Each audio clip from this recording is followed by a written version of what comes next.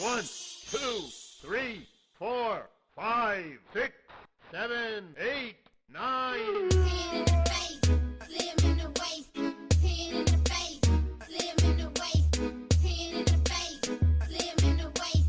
Do you wanna taste? Do you wanna taste? Check it, not from the bay, but I can make you go hype.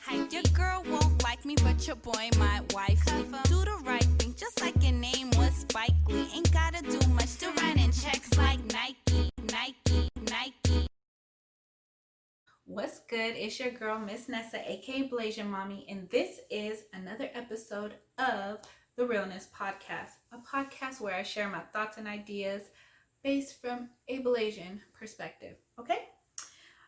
So today I am going to talk about our graduates. So congratulations to the class of 2020. As you can see, my shirt, I was going to say San Diego State. I did go there, but I didn't graduate from there. I went to Cal State, Dominguez Hills in Carson, LA, to you folks who don't know where that is. So yeah, it's kind of late because most people graduated in the end of May, and some in June, so I guess I'm cool. But so I just thought that I would congratulate all of our graduates of 2020. I feel really horrible that y'all had to or got to miss out on a few things due to this pandemic. So you guys weren't able to actually walk across the stage. But I feel like it didn't stop y'all. You guys had your drive-through graduations and stuff. So I thought it was cool that that you guys were able to still make something out of not nothing, but just make it through. I'm really proud of you guys. But yeah, so speaking of school, I'm going to walk you through my journey on what it was like for me going to school. So, story time. Okay, so where do I begin? So when I went to school, I did not have a goal at all in mind. I just went to school. Because you had to, you know what I mean? So like during my high school year, I just figured you go to school, you graduate, you go to college, you graduate from there, you get a career, and then you start a family. So I really didn't have anything in mind on what I wanted to do after school. I just knew those were the steps supposedly that you're supposed to go through. So it's funny. So when I was in high school, I remember I was in class with my friend and someone had asked her, "Oh, so what are you going to go to school for?" And she was like, "Oh, I don't know. I'm going to go to school for accounting." So then they're like, "Oh, Vanessa, what are you going to major in?" And I was like, "Oh yeah, I'm going to go to school for accounting as well." And they're like, "Oh, okay." No, damn well, I had no idea, no thoughts, nothing, no plans on anything, but just I'm going to college, right? So while I was there, I was like, okay. I ended up going and taking a business major, right? So I went backwards. So right out of high school, we had this program called AVID. I don't know if some schools still have it or if they don't have it anymore, or if y'all never had it to begin with. But AVID, I forgot what the acronym is, but I will fact check later. But basically, I took the class because they said if you take this class, you are guaranteed to get into San Diego State. So I live in San Diego, so I figured why not go to that school, right? So I applied for two schools, and that was San Diego State and UC Riverside. I got into both of them, but I decided just to go to state. So again, like I said, I went in with no direction. I majored in business administration. Mind you, going back to high school, I was like a 4.0 student. I think I graduated with a 3.8 my senior year. And I was supposed to graduate in white because we had, what was this? Not CIF, CSF, because CIF, that's for sports. But CIF, no, CSF. And yeah, you just had to have, I think, like a 3.0 and higher to be in it, or a 3.5, whatever the case may be. I was in there, and I think you had to reapply for 4 semesters, something, whatever. All I know is that I missed one semester. I missed the deadline, so I wasn't able to apply, and that's why I graduated with a 3.8, but I did not graduate in white, which, mind you, my first semester of senior year I had a 4.0, second semester 3.8. But either way, I graduated in green with everybody else. Our school was green and gold. And yeah, life happens. So fast forward, I'm now in college. Don't have no idea what I want to do, but I'm here. And I began to like just kind of mess up in school because I really didn't want to be there. And to be honest, the only reason why I went was because my mom called back home in the Philippines and was like, oh my gosh, Vanessa got accepted to San Diego State. And that's honestly the only reason why I actually really went. Now that I think about it, I think I should have went to junior college because I didn't have any direction, but whatever, that's neither here nor there. So like I said, I went to San Diego State for a year, ended up getting on academic probation after the first semester. Then the second semester, I was out, right? So then, like I said, I went backwards. So then I ended up going to a community college, which I went to Southwestern College, and I continued my studies there. And then after a year and a summer there, I ended up going to San Diego City College, which is also another junior college or community college. Then I graduated in 2008 and I received my associate's degree. Then I took a few years hiatus, and then I decided to go, more than a few years hiatus.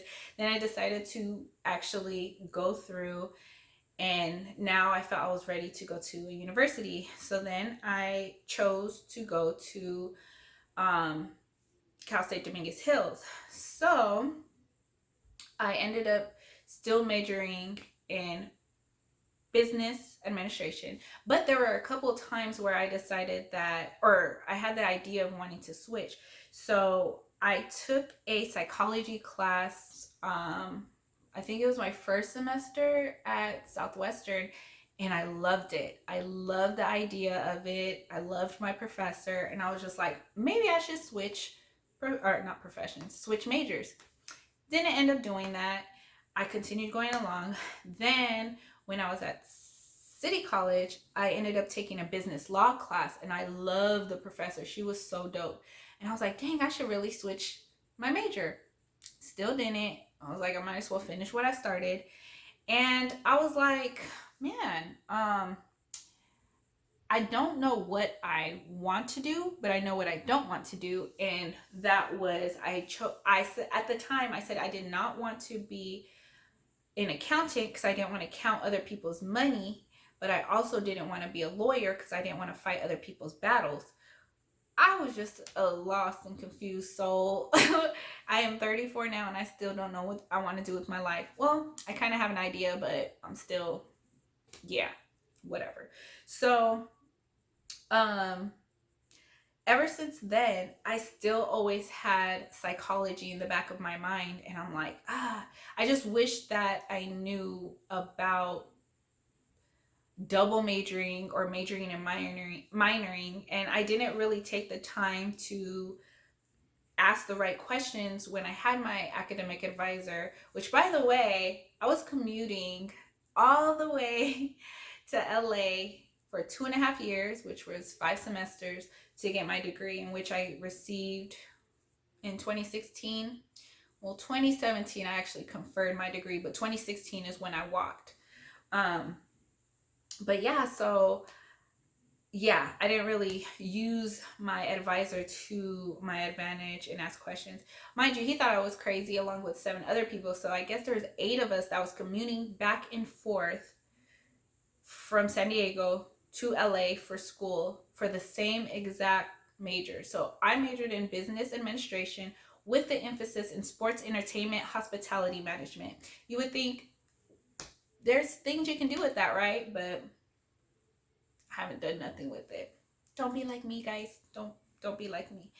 Um, but yeah, so till this day, I kind of been teetering back and forth. Like, should I go back to school and, you know what I mean, go ahead and pursue this psychology degree?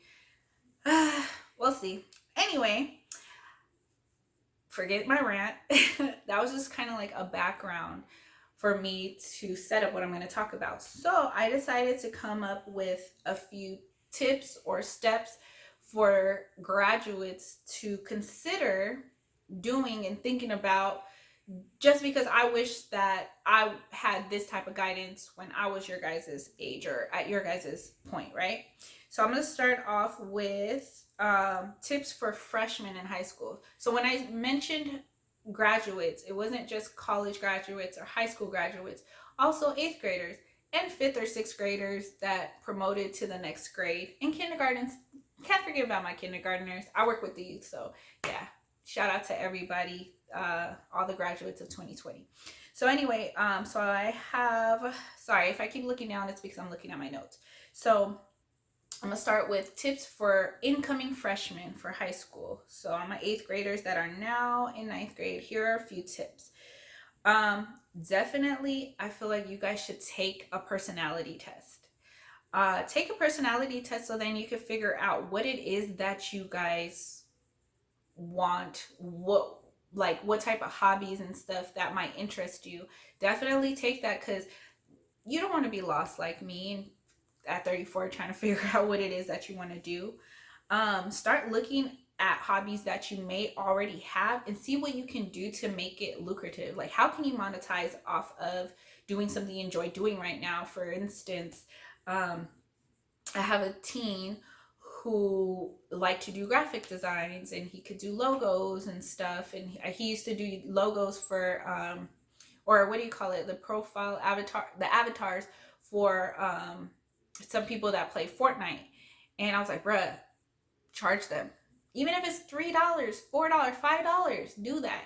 You know what I mean? People will pay for it because somebody else is doing it for them, right? So definitely go ahead and figure that out. If you like to make bracelets, I know one of my teens just started making jewelry, but I think she's giving them away. But, you know, if you're able to monetize off of it, why not, right? Definitely join clubs. So with me, for instance, I was in a few clubs. I was in the AASU, which was the African American Student Union. I also was in Pan Asian Club. I was in a dance class, or well, like a dance club. I was in Key Club, which was a community service group. And mind you, all of this looks good on your resume for when you're applying to college. Just FYI. What else did I do? I feel like I'm missing something. Pan Asian, ASU, whatever the case may be, I was in a few clubs, right? Also, if you do decide to get a job, like I started working at the age of 15, 16, whatever. My first job was Subway. Had I had the knowledge that I have now, I would be so dope right now financially. So if you do decide to go to school, or excuse me, work while you're in school, definitely think of a way to start saving money now. So the example I gave was something I gave to my niece, who is not eligible to work at the moment because she's only 13, but I'm giving her the game now. So when she does become 15, 16 years old and she does decide she wants to work, which she says she does, she will know what to do. So I told her, and mind you, of course, the number is going to be off, especially now, like in California, like, I don't know, minimum wage is what, like $12, $13? I don't know. But let's just say after taxes, you get paid every 2 weeks, and every paycheck you make $500, right? So let's say the first paycheck, you save $200. Put $200 aside, don't touch it. The extra $300, do whatever it is that you want.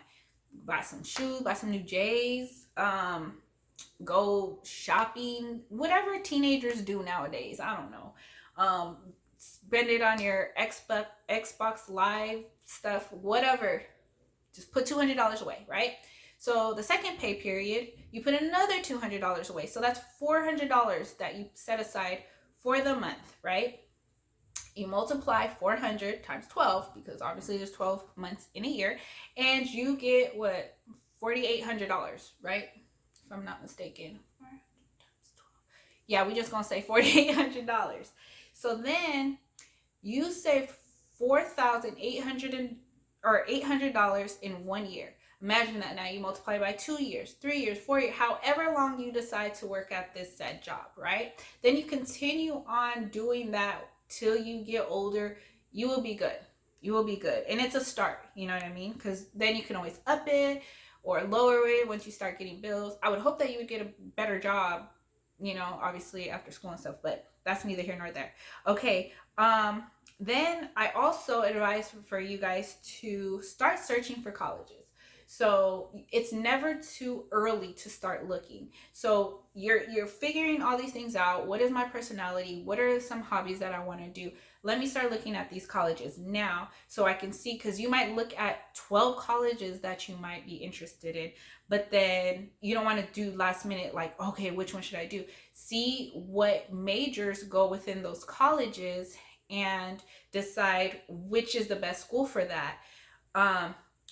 Yeah, and then within that, you want to know, do I want to go straight to university, or do I want to take the safe route, I guess, so to speak, and do a junior college first, do a junior college and then go to university?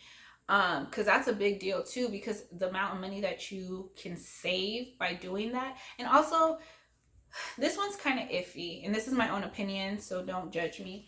I don't suggest that you go into a university or junior college undecided, only because that way you can kill two birds with one stone. And I say that because when you go in, you still have to take your gen ed classes, your general education classes, on top of your lower division classes.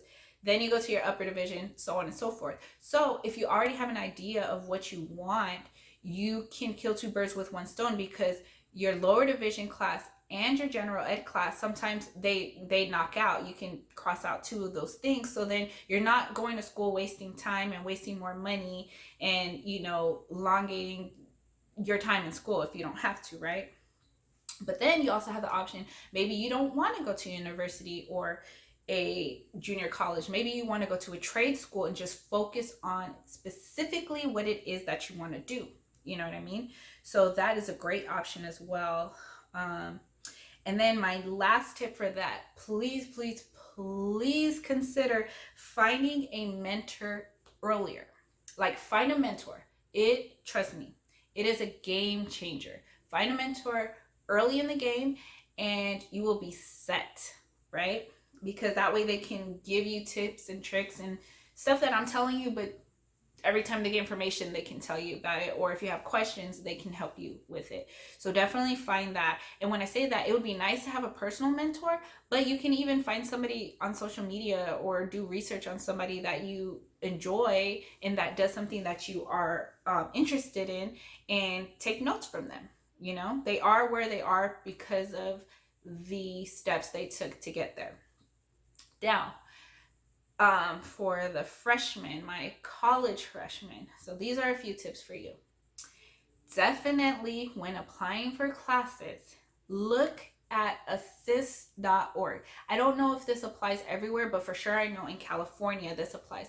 Go to assist.org and you would pretty much, this is going from school to school. So let's say you start at a junior college and you want to go to university. So let's say that I went to San Diego State, or excuse me, I went to San Diego City College and now I want to go to San Diego City, I can't even talk, San Diego City College, and now I want to go to San Diego State. So I would plug in the two schools, I would plug in the major, and then it would show what classes are equivalent, right? So then you're looking at these classes, you're like, boom, Accounting 101 is equivalent to calc 101, I don't know, whatever the case may be. So you'll see the equivalence. So you'll take that class so that you know that when I do go to state, I don't have to take this class anymore because I took it here at City College as a lower division class, as well as my general ed classes. So that's knocked out. So now I don't have to worry about having to retake, or not retake the class, but take extra classes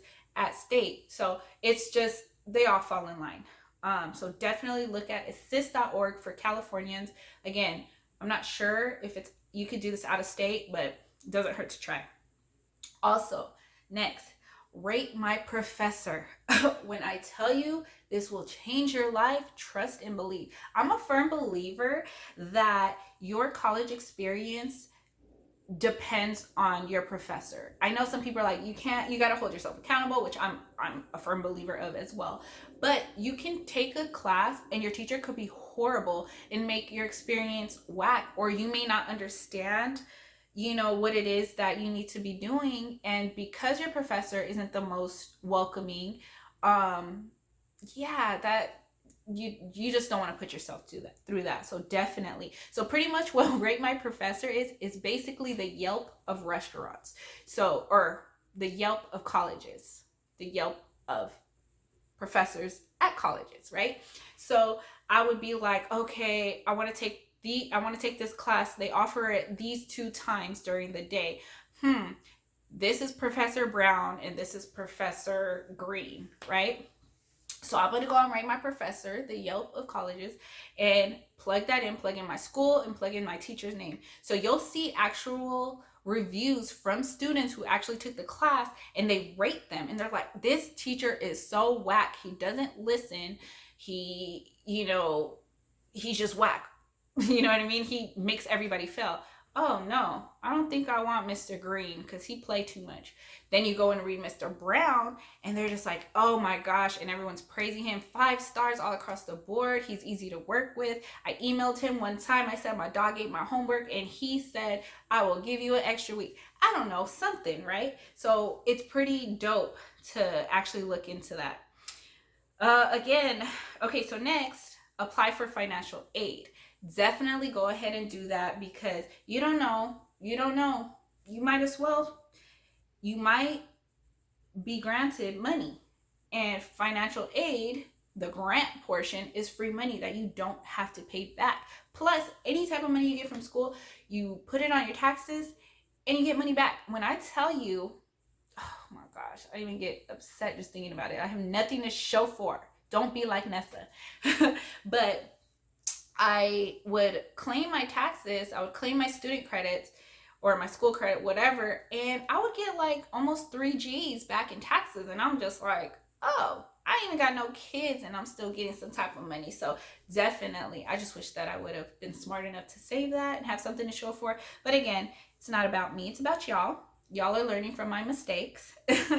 Okay, so yeah, so definitely apply for financial aid. And then if you need to take a loan, but if you don't have to take a loan and you can get free money, get these grants, go ahead and apply.